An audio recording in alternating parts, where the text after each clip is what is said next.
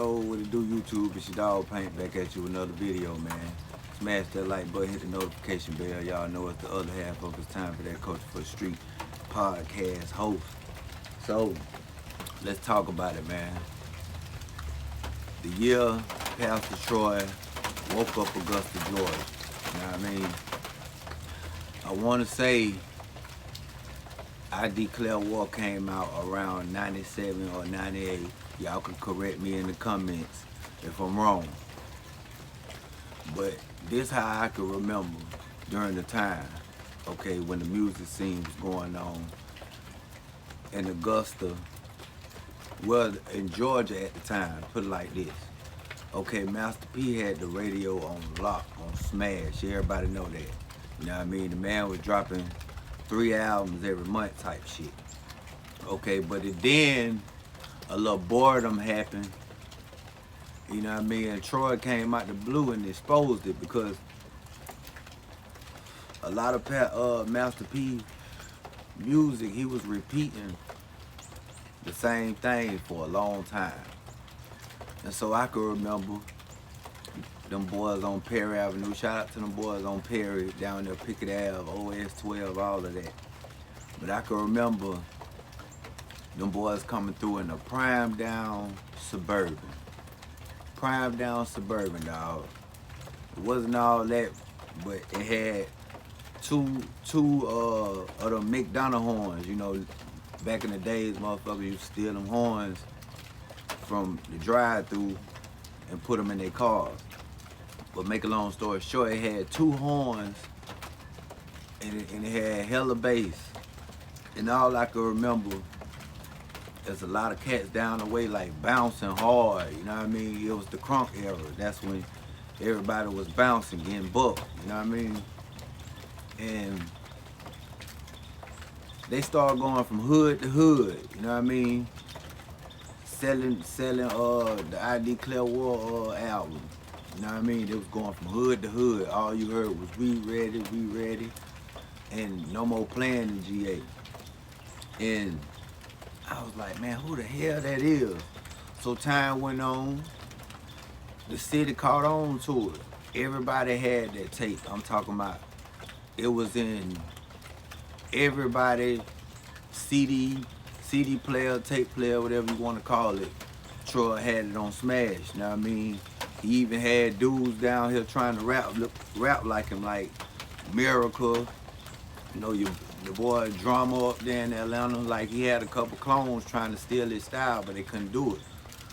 But let me say this.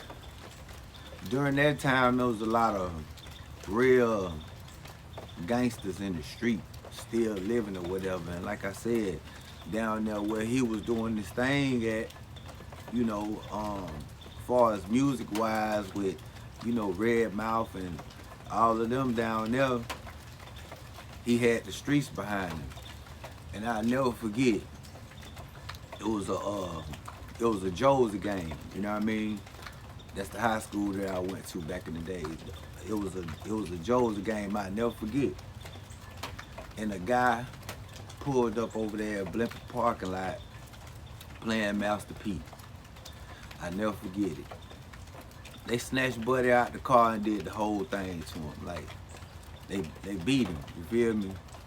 All because, you know, Troy had the wave at the time and everybody was, you know, standing behind Troy. So there was like, you know, anybody that came through playing No Limit at the time, you know, they had something against it. Not Troy and them, but you had some fans. That's how big the impact was.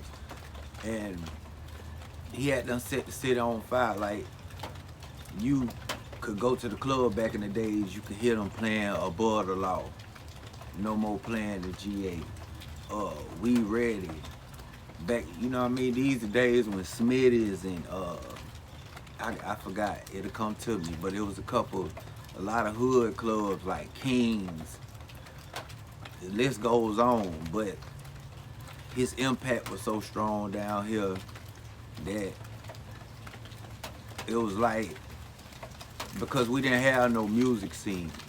Like Augusta, Georgia never had a music scene. We never had nobody to say, hey, I'm gonna do some music, and especially down the way. I can't give it all to Troy because you had the Bar and Village Cats. You had some cats on the hill rapping. You had Southern Crime Family, um, South Breed.